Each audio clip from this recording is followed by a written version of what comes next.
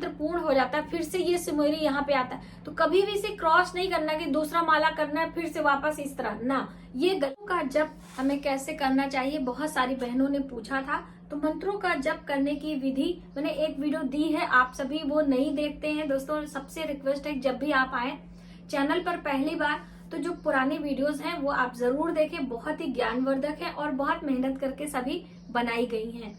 और नए कमेंट पे हम वीडियो जरूर बनाते हैं आप सभी के। तो ये देखिए रुद्राक्ष की माला है हमारी, यहाँ पे ये हमारा तुलसी का माला है और ये है स्फटिक का माला है। तो अलग अलग देवी देवताओं के मंत्रों का जप करने के लिए अलग अलग मालाओं की बात कही गई है। यदि आपके पास अलग अलग माला नहीं है तो आप ये रुद्राक्ष की माला रखें। ये रुद्राक्ष की माला पर आप बहुत सारे मंत्रों का जप कर सकते हैं। तो मंत्र जप करने की क्या विधि है, क्या नियम है, कौन कौन सी बातों को हमें ध्यान में रखना चाहिए, आज की इस वीडियो में हम आपके साथ शेयर करेंगे।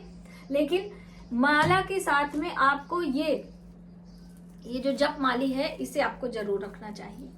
ये देखिए ये मार्केट में आसानी से आती है, आपको 50 रुपए में 60 रुपए में मिल जाएगी। आप इसे लेके रखें क्योंकि जब हम मंत्रों का जप करते हैं तो इसे ढक के करना चाहिए, खुले में मंत्र का जप नहीं करना है। और आप इसे गले में पहन भी सकते हैं। तो ये देखिए इस तरह से गले में पहनकर इसके अंदर रखते हैं। तो आइए हम आपको रख के बताते हैं। जैसे मान लीजिए आप ये चंदन की माला है, इसे जप कर रहे हैं तो यहाँ पे ये स्थान बना हुआ है और इसमें आप इसे रख लीजिए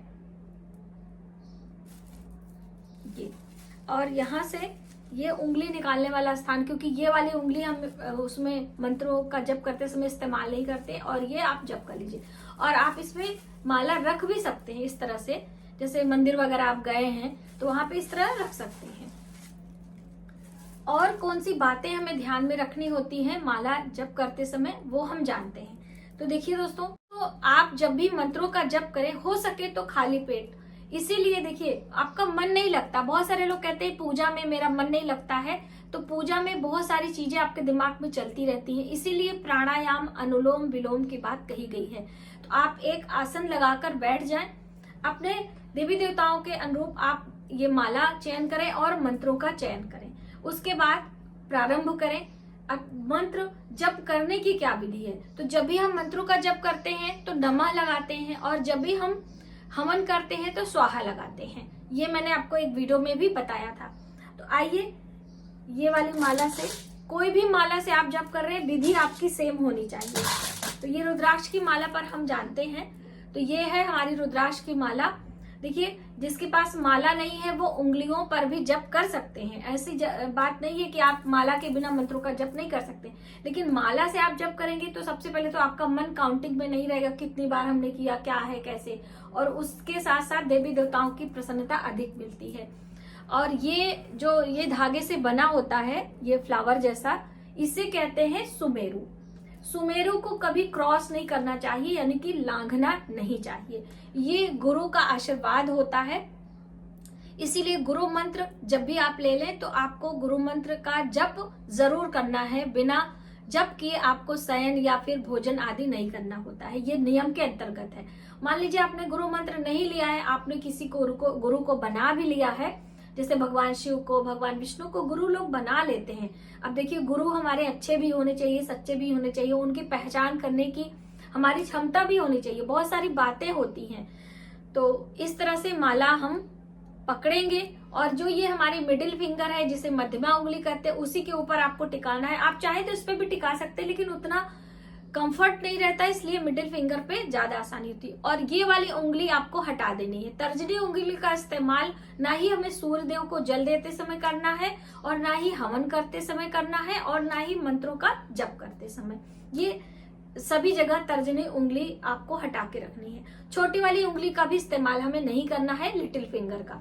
ये जो मध्यमा उंगली और अंगूठे की हेल्प से ही हमें मंत्रों का जप करना है, यानी माला को, मनके को आगे बढ़ाना है। तो ये सुमेरु जो है आगे रखना है अपनी तरफ, और ये जो सुमेरु के नीचे माला मनका है वो आप छोड़ दीजिए।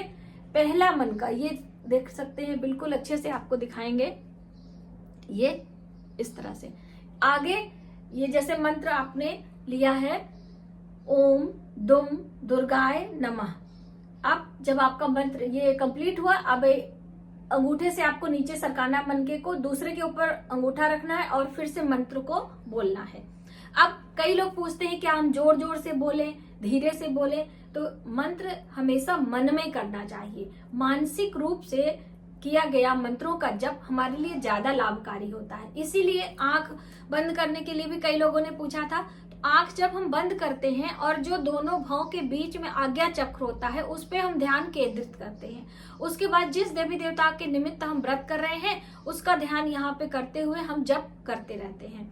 और उसके बाद आप मंत्रों का जब आपका पूर्ण हो जाता है तो 1 माला, 2 माला, 5 माला, जितना भी आपके पास समय है आप जप ले। लेकिन जब हमारा मंत्र पूर्ण हो जाता है फिर से ये सिमरी यहाँ पे आता है, तो कभी भी इसे क्रॉस नहीं करना कि दूसरा माला करना है फिर से वापस इस तरह, ना, ये गलत हो जाएगा। हमेशा इस अंगूठे से आपको इस तरह से टर्न करना है, यानी कि फिर से मिडिल फिंगर पे करके पहले मलके से अपने मंत्रों के जप की शुरुआत आप कर सकते हैं। और फिर माले को इस तरह से मस्तक पर लगाकर आपको रख देना है। कभी भी मंत्रों का जप करने वाला जो माला होता है उसे पहनना नहीं चाहिए और ना ही पहनने वाले माले से मंत्रों का जप करना चाहिए।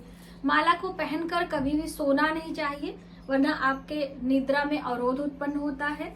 अपना माला जो आप जप करते हैं उसे किसी और को नहीं देना चाहिए। अपना आसन और माला अलग रखना चाहिए। कभी भी आप मंत्रों का जप कर सकते हैं, रात्रि में, सुबह में, दिन में, जब भी आपका मन करे आप मंत्रों का जप करें, लेकिन शुद्धता और स्वच्छता का ध्यान रखें। तो इन छोटी छोटी बातों का ध्यान रखते हुए आप मंत्रों का जप करें और देवी देवताओं की असीम कृपा प्राप्त कर सकते हैं। विशेष तिथियों में, विशेष दिनों में मंत्रों का जप करने का प्रभाव अधिक हो जाता है। जैसे कि यदि आप ग्रहण काल में मंत्रों का जप करते हैं तो आपका मंत्र सिद्ध हो जाता है। यदि आप नवरात्रि में, शिवरात्रि में, किसी विशेष त्योहारों में करते हैं तो भी आपका मंत्र सिद्ध होता है। तो इस तरह से इन छोटी छोटी बातों का ध्यान रखते हुए आप मंत्रों का जप करें और देवी देवताओं की असीम कृपा प्राप्त करें। आज की वीडियो में बस इतना ही। यदि हमारी जानकारी आपको थोड़ी सी भी हेल्पफुल लगे तो प्लीज हमारी वीडियो को लाइक करें, शेयर करें, सब्सक्राइब जरूर करें नई वीडियोस के लिए। मिलते हैं एक नई जानकारी के साथ नए वीडियो में, तब तक आप अपना ख्याल रखें। जय माता दी।